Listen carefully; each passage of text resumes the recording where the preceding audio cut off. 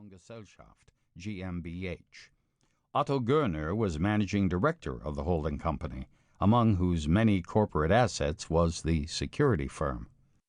Schmidt's supervisor was in charge of security for what in America would be called the corporate headquarters of Gossinger Beteiligungsgesellschaft, GmbH, in Fulda, another small Hessian city about 100 kilometers from Marburg an der Lahn. The supervisor had arrived at Schmidt's home an hour and a half before and had come right to the point. "Herr Görner wants to go to Marburg," he had announced at Schmidt's door, "and you're going to drive him." He had then made two gestures, one toward the street where a security car was parked behind the SL 600, and one by putting his thumb to his lips. Schmidt immediately understood both gestures. He was to drive Herr Görner to Marburg in the SL 600, and the reason he was going to do so was that Herr Görner, who usually drove himself in a 6-liter V12-engined Jaguar XJ Vandenplas, had been imbibing spirits. Görner was fond of saying he never got behind the wheel of a car if at any time in the preceding 8 hours he had so much as sniffed a cork. The Mercedes was Frau Görner's car. No one drove Otto Görner's Jag but Otto Görner.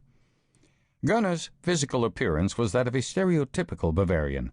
He visually seemed to radiate Gemütlichkeit. He was, in fact, a Hessian.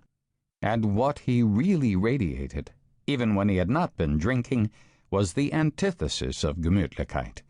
It was said behind his back that only 3 people in the world were not afraid of him. One was his wife, Helena, who was, paradoxically, a Bavarian but looked and dressed like a Berlinerin, or maybe a New Yorker. It was hard to imagine Helena Görner in a dirndl, her hair in pigtails munching on a Würstchen. Frau Gertrude Schröder, Görner's secretary, had been known to tell him no and to shout back at him when that was necessary in the performance of her duties.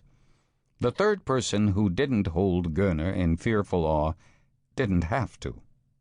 Herr Karl Wilhelm von und zu Gossinger was by far the principal stockholder of Gossinger Beteiligungsgesellschaft, GmbH. Görner worked for him, at least theoretically. Gossinger lived in the United States under the polite fiction that he was the Washington, D.C. correspondent of the Tageszeitung newspaper chain.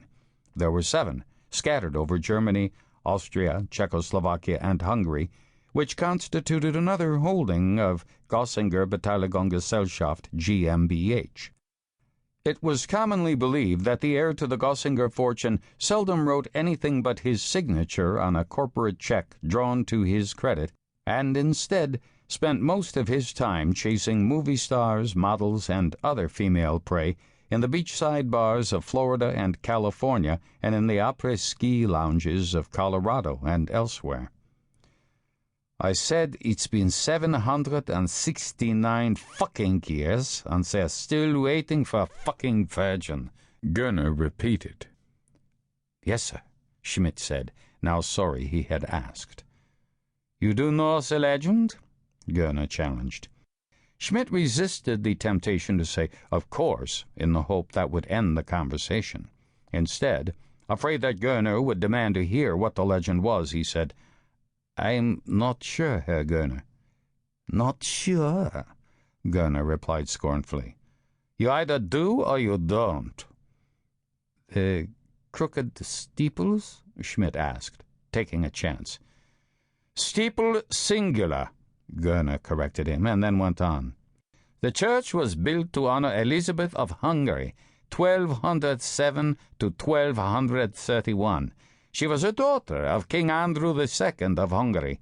He married her off at age 14 to Ludwig IV, one of whose descendants was Mad King Ludwig of Bavaria, who lost his throne because he became involved with an American actress whose name I can't at the moment recall, possibly because before this came up, I got into the wassail cup.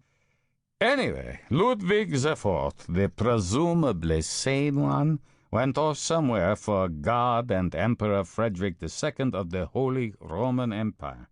While so nobly employed, he caught a